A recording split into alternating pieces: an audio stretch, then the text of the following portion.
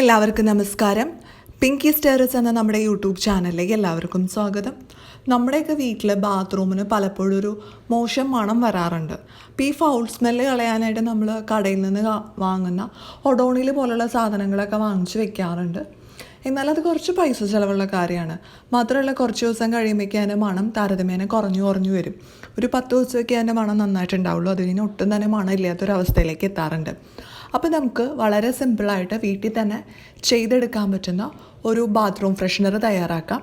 അപ്പോൾ ഇത് നമ്മൾ ബാത്റൂമിൽ വെക്കുകയാണെങ്കിൽ ബാത്റൂമിൽ എന്നും ഒരു നല്ലൊരു സ്മെല്ലുണ്ടാവും. അപ്പോൾ അധികം വൈകാതെ തന്നെ നമുക്ക് വീഡിയോയിലേക്ക് കിടക്കാം. എങ്ങനെയാണ് ഈ ബാത്റൂം ഫ്രഷ്നർ തയ്യാറാക്കുന്നതെന്ന് നോക്കാം. അപ്പോൾ വളരെ സിമ്പിളാണ്. 2 സാധനങ്ങൾ മാത്രം മതി ഈ ബാത്റൂം ഫ്രഷ്നർ തയ്യാറാക്കാനായിട്ട്. അതിന് പ്രധാനമായിട്ട് വേണ്ടത് ബേക്കിംഗ് സോഡയാണ്.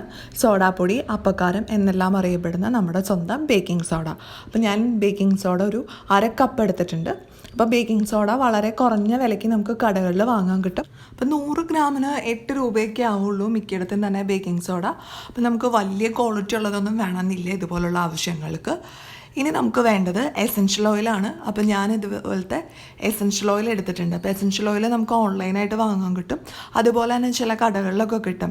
ഈ അത്തർ പോലുള്ള സാധനങ്ങളൊക്കെ വിൽക്കുന്ന കടകളിൽ കിട്ടും. അപ്പോൾ 10 ml ഒരു 100-150 ആ ഒരു റേഞ്ചിലൊക്കെയാണ് ഇതിൻ്റെ വില വരുന്നത്. അപ്പം ഞാൻ ഇത്തവണ വാങ്ങിച്ചത് ലാവൻഡറിൻ്റെയാണ്. ലാവൻഡറിന് 10 ml 150 രൂപയാണ് ആയത്.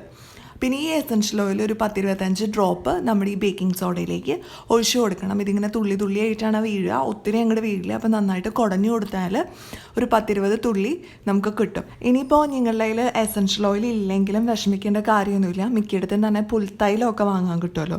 അപ്പോൾ നിങ്ങൾക്ക് പുൽത്തൈലത്തിൻ്റെ മണം ഇഷ്ടമാണെങ്കിൽ ആ പുൽത്തൈലം ഇതുപോലെ തന്നെ ബേക്കിംഗ് സോഡയിലേക്ക് ഒഴിച്ചു കൊടുത്താൽ മതി. അതാണെങ്കിൽ കുഴപ്പമൊന്നുമില്ല, നല്ലൊരു സ്മെല്ല് കിട്ടും.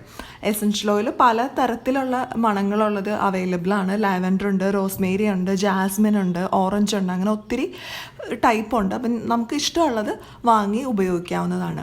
ഇനി ഇത് നന്നായിട്ടൊന്ന് മിക്സ് ചെയ്ത് കൊടുക്കുക. എസൻഷ്യൽ ഓയിൽ ആ ബേക്കിംഗ് സോഡയുടെ എല്ലാ ഭാഗത്തേക്കും ഒന്ന് ആവാൻ വേണ്ടിയിട്ട് ഇതൊന്ന് ജസ്റ്റ് മിക്സ് ചെയ്ത് കൊടുക്കുക. അതിനുശേഷം നമുക്കിത് അടച്ചു വെക്കണം. തുറന്ന് വെക്കുകയാണെങ്കിൽ ഇതിൻ്റെ മണം പെട്ടെന്ന് തന്നെ പോവും. അപ്പോൾ അതിന് വേണ്ടിയിട്ട് അടച്ചു വെക്കണം. അപ്പം ഞാനിങ്ങനെ ഈ പാത്രത്തിൻ്റെ അടപ്പിൽ കുറച്ച് ഹോളുകൾ ഇട്ട് കൊടുത്തിട്ടുണ്ട്.